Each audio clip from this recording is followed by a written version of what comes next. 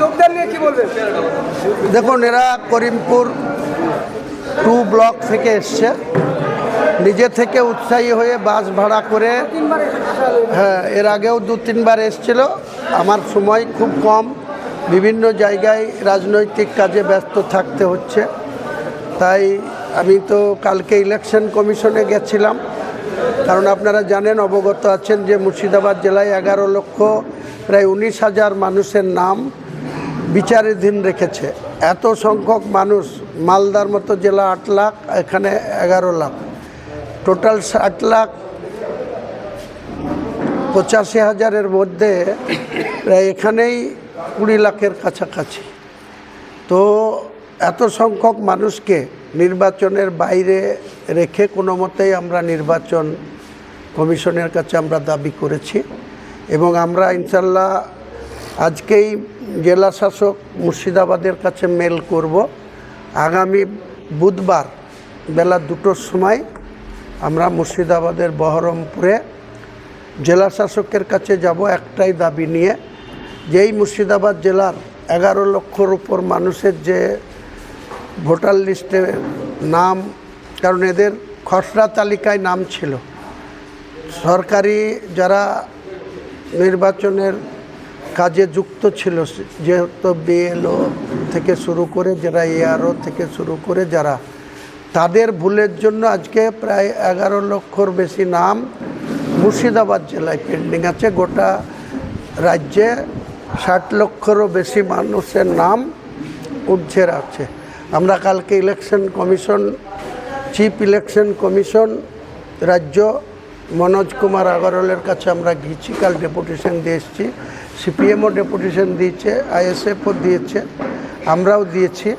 আমাদের একটাই বক্তব্য, যারা প্রকৃত আর অধিকাংশ মুসলিম, তাদেরই নাম এইভাবে বিজেপি এবং তৃণমূল উভয়ই চক্রান্ত করে তাদের ভুলের জন্য কিন্তু এই সমস্ত। আজকে আবার দেখবেন মুখ্যমন্ত্রী নাটক করে কলকাতায় অনশনে বসছে, এতে বসছে, অবস্থানে বসছে।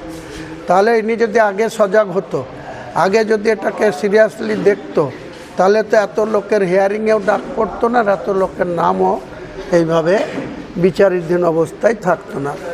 একটা ইতিহাস সৃষ্টি হয়ে গেল যে ভোটার লিস্টের কাজ করে সরকারি কর্মচারী আজকে করতে হচ্ছে, সুপ্রিম কোর্টকে হস্তক্ষেপ করতে হয়েছে, বিচার ব্যবস্থাকে যারা আসামিদের বিচার করে তাদেরকে আজকে ভোটার লিস্টের কাজে শুধু এই রাজ্যের বিচারকদের দিয়ে হচ্ছে না, অন্য রাজ্যে ঝাড়খণ্ড, বিহার, অন্য রাজ্য থেকে বিচারপতিদের নিয়ে আসতে হচ্ছে 200। এবং রবিবারে রাত্রেবেলায় টোটাল দিল্লি থেকে ইলেকশন কমিশনের ফুল ব্রাঞ্চ 13 জনের অফিসার সহ এবং যিনি ইলেকশন কমিশনার জ্ঞানেশ কুমার, তার নেতৃত্বে আসছে।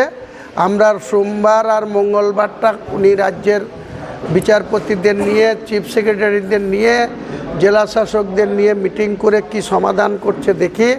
সমাধান না হলে আমরা আন্দোলনে নামব। আগামী বুধবার আমরা মুর্শিদাবাদ জেলা শাসকের অফিসে যাব। আমরা সেখানে হাজার হাজার মানুষকে নিয়ে যাব।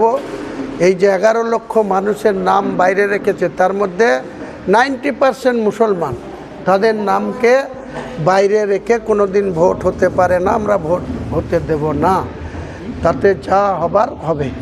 তাই আপনাদেরকে বলছি, আজকে যে করিমপুর, নদিয়া জেলার করিমপুর বিধানসভার করিমপুর 2 ব্লক 2 নম্বর ব্লক থেকে যে সমস্তরা এসছেন, তাদের সকলকে আমরা সাদরে গ্রহণ করলাম। আমাদের আম জনতা উন্নয়ন পার্টির আজ থেকে তেনারা সক্রিয় লোক থাকলো। আমরা এনাদের মধ্যে নেতৃত্ব বেছে বিভিন্ন দায়িত্ব দেব, তারা আমাদের সঙ্গে যোগাযোগ রাখবে।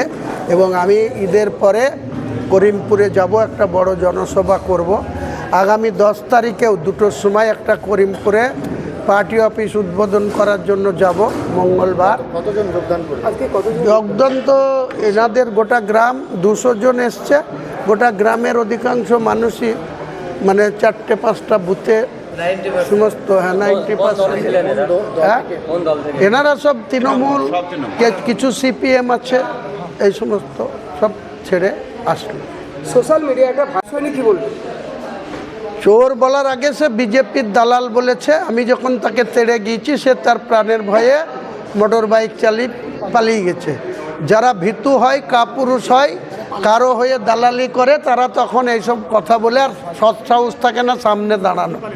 যখন এসব কথা বলেছে, আমি যখন তাকে তেড়ে গিয়েছি তখন সে কিভাবে পালিয়েছে আপনারা মিডিয়ায় দেখতে পেয়েছেন। দাদা, বেলডাঙ্গার বিধায়ক হাসানুজ্জামান আপনাকে বিজেপির বিটিং হিসাবে কটাক্ষ করেছেন সিকিউরিটি দেওয়ার জন্য, এটা নিয়ে কি বলবেন?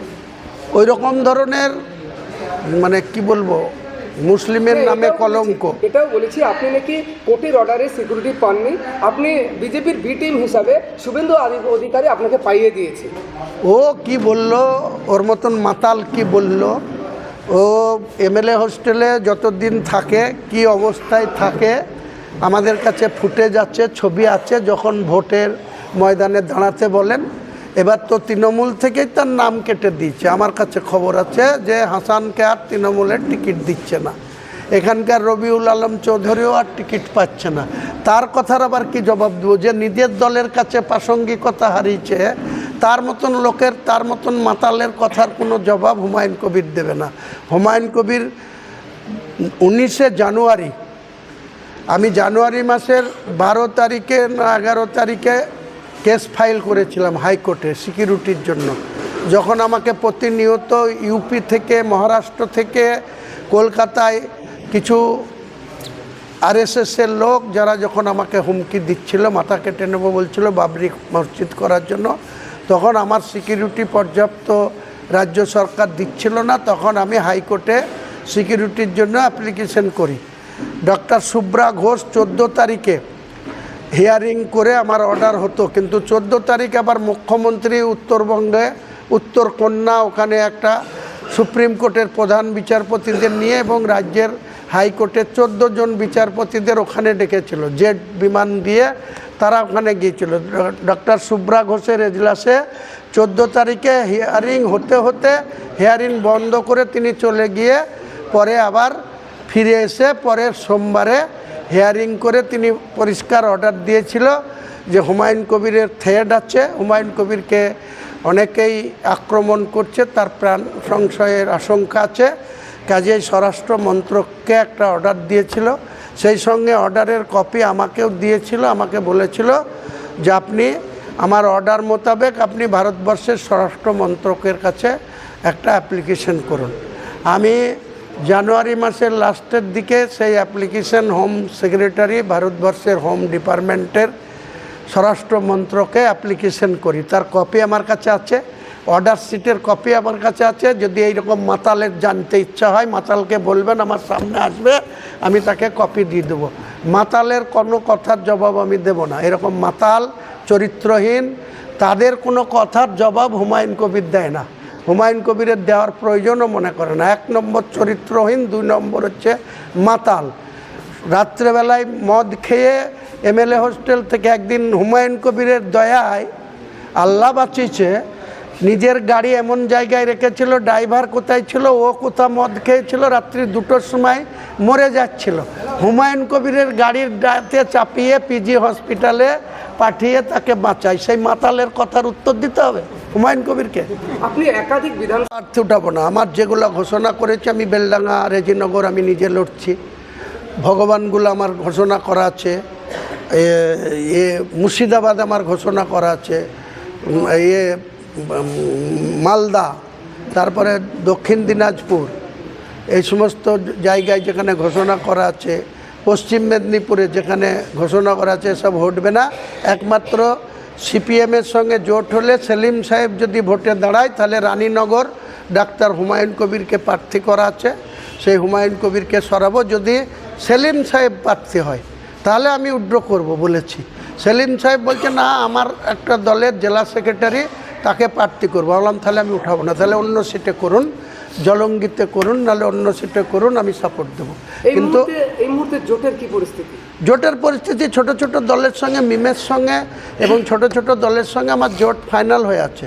পাশাপাশি সিপিএম আর আইএসএফ, তাদের সঙ্গে দীর্ঘদিন ধরে জোট আছে। 2021-এ জোট ছিল, কংগ্রেস সেখান থেকে বেরিয়ে গিয়েছে, এখন সিপিএম আর আইএসএফের জোট চলছে। সেটা আমার সঙ্গে 1 সপ্তাহের মধ্যে পুরো জোটের কি চিত্র, তারা আসলেও আমার লড়াই থাকবে, তারা যদি না আসে তাও আমার জেইউপি আম জনতা উন্নয়ন পার্টির আমি চেয়ারম্যান, তার নেতৃত্বে গোটা বাংলায় 182টা আসনে প্রার্থী দেব। আগামী দিনে বুঝিয়ে দিব বাংলার মানুষ আমাদের সঙ্গে আছে না এই চোর বাটপোরের নেত্রী মমতা ব্যানার্জির সঙ্গে আছে, তোলাবাজের নেত্রী মমতা ব্যানার্জির সঙ্গে আছে। আগামী দিনে নির্বাচনে বাংলার মানুষ তার জবাব দেবে। বাবরি মসজিদের কাজ তো আগেই বলেছি 2 বছরের মধ্যে কমপ্লিট হবে। আমার ধারণা ছিল 3 বছর, কিন্তু আপনাদের কোনো চিন্তা করার কোনো চিন্তা নাই, কোনো মানুষের কোনো চিন্তা করার কিছু নাই। আমরা দায়িত্ব নিয়েছি, আমরা এই মসজিদ খুব ভালোভাবে সুন্দরভাবে একদম আধুনিক মডেলের বাবরি মসজিদ 11 বিঘি জায়গার উপরে 2 বছরের মধ্যে কমপ্লিট করব। ফান্ডিং স্লো হয়ে গেছে, ফান্ডিংয়ের প্রচুর বিরোধিতা। ফান্ডিং যারা দিতে চাচ্ছিল তারা অভিষেক ব্যানার্জি ডাইরেক্ট তাদেরকে হুইপ দিয়েছে, ওপেন বলেছে এখানে যাতে ফান্ড কেউ না দেয়, সাহায্য কেউ না করে। তবুও গরিব মানুষ যারা তাদের নিজেদের সাহায্য জারি রেখেছে, অনেক মানুষ সাহায্য করছে। ইনশাল্লাহ কোনো অসুবিধা হবে না। আমরা এখনও বাইরের রাষ্ট্র থেকে কোনো পয়সা নিতে পারিনি, কারণ আমাদের যে সিস্টেমে পয়সা আসা কথা সেই সিস্টেম দিল্লিতে গিয়ে এখনও আটকে আছে। সেটা যখন আমাদের অ্যাক্টিভ হয়ে যাবে তখন বাংলাদেশ থেকে শুরু করে অন্যান্য কান্ট্রি থেকেও আমাদের অর্থ সাহায্য আসবে। এখন পর্যন্ত 1 টাকা না করেও আমরা বাইরের কোনো স্টেট থেকে বা মানে দেশ থেকে পাইনি। আমরা ত্রিপুরা থেকে পেয়েছি পয়সা, আসাম থেকে পেয়েছি পয়সা, আমাদের জেলা ঝাড়খণ্ড থেকেও পেয়েছি পয়সা। আমাদের লোকাল লোকরাই এই ব্যাপারে অনীহা দেখাচ্ছে, কিন্তু গোটা জেলা মালদা, অন্যান্য জেলা, উত্তর 24 পরগনা, দক্ষিণ 24 পরগনা, হাওড়া, হুগলি সব জায়গা থেকেই ইনশাল্লাহ সাহায্য আসছে। অর্থের কোনো সমস্যা হবে না। আমাদের মসজিদ কমপ্লিট হবে এবং মসজিদের পাশাপাশি আমাদের ট্রাস্টি থেকে আমাকে বি টিম বলছে, তো বিজেপি আর মমতা ব্যানার্জির সঙ্গে যে আঁতাত, সেই আঁতাতের জন্য আজকে অভিষেক অ্যারেস্ট হয় না। আজকে পার্থ চট্টোপাধ্যায়দের মতন চাকরি বিক্রি করে টাকা লুট করেও তাদের জামিন হয়ে যায়, তাদের কোনো সাজা হয় না। সিবিআই অ্যারেস্ট করে, ইডি অ্যারেস্ট করে, তারপরেও তাদের জামিন হয়ে যায়। এটা বুঝতে পারছেন না? এ তো চোরে চোরে মাস্তুতো ভাই। আজকে নাটক করে ওখানে ধর্নায় বসছে বা অবস্থানে বসছে। এদের অসহযোগিতা। আর বিজেপি চায় না মুসলমানদের ভালো, তেমনি মমতা ব্যানার্জিও আজকাল তো শুধু মন্দির করতে ব্যস্ত। মুসলমানদের কি করেছে? কটা মুসলমানকে চাকরি দিয়েছে? মুসলমানরা এত বোকা যে মুসলমানদেরকে বলবে আমাদের দুধের গাই, তারা দুধ দিয়ে যাবে। এবার জোড়া পায়ের লাথি মারবে মমতা ব্যানার্জির প্রতীককে। এবার দেখে নেবে। ঘোষণার পরে দেখেন একটা 7 বছর ধরে একটা ইউনিভার্সিটি করাচ্ছে, তার বিল্ডিং করেনি, কৃষ্ণনাথ কলেজে চলছে। আবার একটা হাজারদুয়ারির নামে কদিন আগে ববি হাকিমকে দিয়ে উদ্বোধন করলো। এটা আর তাদের করার সৌভাগ্য হবে না, কারণ তারা ক্ষমতায় থাকবে না। সেই ইউনিভার্সিটি যদি করার প্রয়োজন হয় আমরা এখানে যেমন করব, পাশাপাশি আবার মুর্শিদাবাদ জেলার জন্য যত রকম উন্নয়ন করার দরকার, যত রকম শিক্ষা প্রতিষ্ঠান করার দরকার, বা যত রকম চিকিৎসা পরিষেবার জন্য হসপিটাল থেকে শুরু করে মেডিকেল কলেজের বেড বাড়ানো থেকে শুরু করে যা যা মানুষের জন্য করার দরকার আমরা আগামী দিনে ইলেকশনের পরে করবো। দাদা